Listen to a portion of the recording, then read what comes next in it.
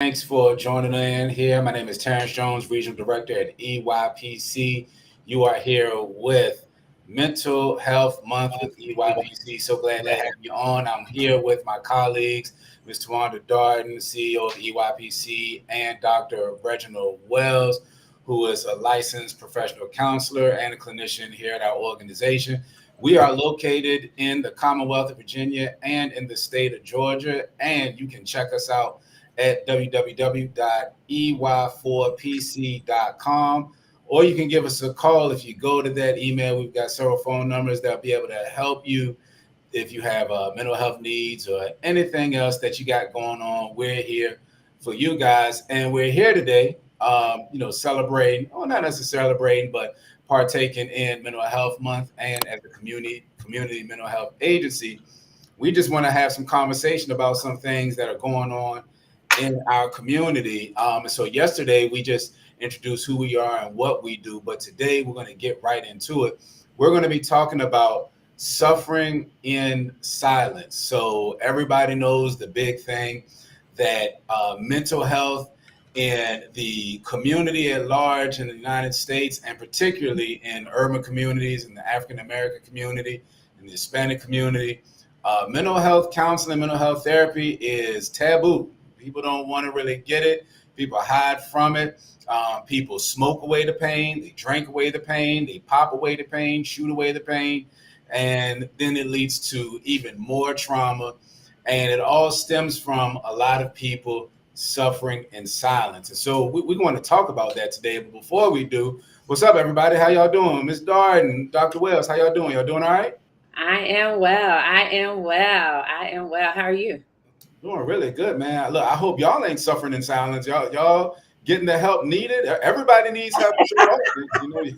No, we good. We good. Listen, I got my coffee right here, so I'm good. I'm good. Wait a second. That whole thing is your coffee? Oh yeah, that's not even coffee for real. It's a vanilla latte. Oh, okay. Okay. But I make it look like coffee. Dr. Wells, is that water you were drinking? Or was that Oh coffee? no, that's coffee. So it's cold coffee now, but I drink more cold coffee than hot anything. So Okay, yeah, I got my H2O with me, so I'm gonna roll with that. I'm gonna keep with the water. That's what I'm gonna do. Look, if you are tuning in, if you got questions, the chat is open. Go ahead and hit it up with your questions. I'd like to know from you guys: have you ever experienced suffering in silence? Do you know someone that has been suffering in silence? Are you doing it right now? Share your thoughts, and maybe we'll be able to help you offline a little bit. But look, let me ask you guys some questions. And Dr. Wells, I'm going to start with you. So we all know what it is. And for those of you who may not know, suffering in silence is when someone is going through a mental health burden, a mental health crisis, but they don't say a word. They cover it up completely. They're going about business as usual, but on the inside, they're being ate up. They're being ate alive. And each day they move closer and closer and closer to the brink. And then sometimes that suffering in silence ends with some self inflicted pain. Someone may delete themselves, or somebody may hurt somebody else, whether it be verbally, a verbal lashing out, or physically. Things happen. It's like a powder keg, and it actually explodes. So that's what that is. So Dr. Wells, why do you think somebody would do this? I mean, obviously, not a lot of people want to hurt other people. Not a lot of people want to hurt themselves, but they end up internalizing these things, and then it might get to that point. Why do you think people do suffer in silence? well, first of all, I'm gonna give y'all a heads up. I just started some mess. I posted this also to the Georgia Black Therapist site, so I already know that it's probably gonna triple within the next minute. Um, Suffering in silence. Biggest thing that we often see with anyone is a defense mechanism. And it's one of the ways in which often that sometimes within ourselves we may not feel worthy to actually suffer. This is something that I'm learning more with clients.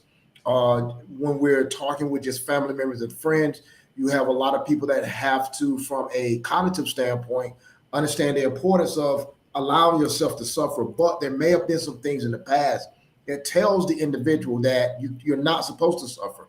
As a black man, if there's a funeral going on, you're supposed to be the strongest one. Or as a black mother, you're supposed to be able to be there for your children, and you can't let anyone see you cry anything, because if you cry, then everybody else falls down, and you've got to keep your heads up. If there's been a major loss, whether someone dealt with a event of suicide, or even there's been a divorce, you have individuals that will close into themselves because they don't want to deal with that pain as much as painful as it is, but also they don't want others to see that pain. Mm-hmm. So maybe there's, and within the Black community especially, there's a stigma with certain groups, and they often would tell themselves, if I let people see me suffer, somehow it's a sign of lack of strength. Mm-hmm. For others, it may also be a sign of, I'm not smart enough or intelligent enough to deal with these things. But we got to understand that we're human, and that's some of those things that we have to work with individuals. Yeah, that's unfortunate to be able to take that on and assume that it's a sign of weakness. I know particularly for men, when you divulge that you've got an issue or that you're dealing with something, unfortunately, you've got a lot of other brothers who will call you weak just because you spoke on it. Tawanda, what do you think? What do you think, particularly from a women's perspective? Because Dr. Wells talked about mothers, doing this thing too. And so mothers needing to be strong for their children. I know we've all heard the story of, mom doing this, and that, and then going in a room at the end of the day and crying herself to sleep. What are your thoughts about that? So I think from a woman's perspective, we carry so much, right? Because we are nurturers by default. Like, we want to carry and take care of everybody else. And sometimes when life throws us curveballs and we can't take care of that situation or get the outcome that we're looking for, sometimes that affects us. That makes us feel like we're failures. We're not good enough, or we wasn't giving it the best of this or the best of that. And sometimes it makes us, feel horrible. So we take all of those emotions and we pack them up like in a box, and then we put the top on the box, but we put ourselves in the box. Once we close the top, we're now in that box. So now we're in those four walls, and we shut the world down. And so when you talk about women going to bed crying and women not being able to show up as their best self, because they're suffering in silence, because they know if I say, I didn't like that, or man, I felt bad about that. They're so used to being the strong person that they don't understand that it's okay to be weak. They don't understand that it's okay not to be okay. They don't understand that it's not okay to have all the decisions or all the answers. They think, I got to do it right. I got to be perfect. I got to be the one to carry everybody's stuff. Because if I don't show up, everything's going to fall. Yeah. But we don't understand that we are self-sabotaging. And I use that word a lot, our own self. Yeah. I saw a quote today, and the quote said, it was actually a meme. It said, Mom, I'm about to lose my mind. And then it says, everybody else, you got this. And the quote under said, Mom doesn't got this. She don't got this. She just told you she don't got this. And you're going to tell this woman who just said, I'm about to lose my mind, you got this. Right. Do you think that might be part of the reason why some people suffer in silence? Because if they do say, I'm about to lose my mind, they'll then get confronted with, oh, you strong, you got it. You a man, you can take it. You the real one, you can take it. Do you think that has something to do with it? Absolutely, because you got to remember, we are already predicted or already expected to have it together. So we have that vulnerable moment, say, yo, I'm about to lose my mind up in here, because I know me as a mom. I'm like, yo, I'm about to lose my mind with my son or with my husband. I'm like, yo, y'all about to drive me crazy. And my son's like, Mom, you can be all right. You never lose your mind. You strong. Even my daughter feels like that, to self-disclose that they so used to mama doing everything. And they don't understand if mama say, I need a moment. They don't understand if mama say, yo, y'all getting on my nerves. I'm about to lose my mind. I need a break.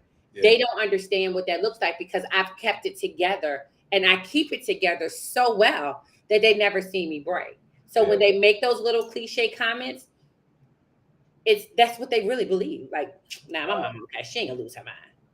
Wow. Until And I'm mama sure- does lose her mind. Correct, but I'm sure it's you as a father, Terrence. You know, it's probably got times where your daughter expect you to be the superhero, right? They expect daddy to have that big old S on his chest and save the day. Man, look, I'm gonna tell you straight up. I love my kids. I love my wife. Let me preface that. But my wife and my kids will literally talk to me at once at the same time. Like they will do it. My wife will ask me something while my two daughters are asking me something at the same time. And at least my kids will expect me to be able to respond to each one of their questions at the same time when they're talking to me. And it is a little interesting to be able to handle that type of thing and to juggle that type of thing. Now, and I will say this, I'm the one that believes that therapy, and we talked about this yesterday, therapy is not something where you get it when you're injured. You use it to help you stay uninjured. And so, I get that care, and I try to do the self-help as much as I can. But, I always think about those who don't have the resources, aren't familiar with the resources, and or they may not trust people. And we're going to talk about that in a second.